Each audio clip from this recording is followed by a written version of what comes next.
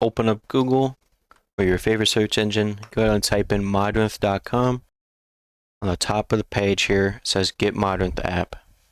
Here's the download button, bright green, easy to see. Click that. Save to downloads folder. Go ahead and open that. Let's go through this setup wizard. Click next. For me, program files is fine on the C drive. I'm sure it is for everyone else too. Click next. Complete. Next. Check or uncheck whatever one of these you want. I'm going to uncheck create desktop shortcut because I don't want that. I'm going to click finish. And it launches. So I already had this before, so it's already got everything set out for me. It should prompt you to add your account or sign in upon launch, but if it doesn't, up in the top right hand corner you can do that.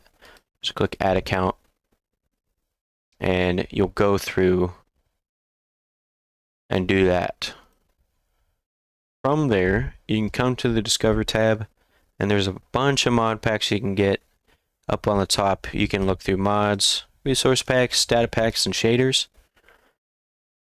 I highly recommend, and this is what I personally do, is I start with the fabulously optimized mod pack here. It's a great starting point, and then I go through, so like I'll install it, and there it goes, installing the mod pack there, and you get all this.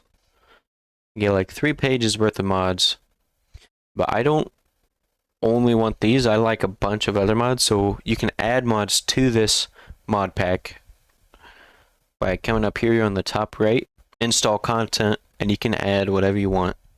I really like using, if the server has it, simple voice chat, super fun mod to talk with your friends. You can just click install. It installs that. Go back to instance, and you can look it up. There it is. Now it's installed into your mod pack. So that's just how you install Modrinth and get a mod pack and mods.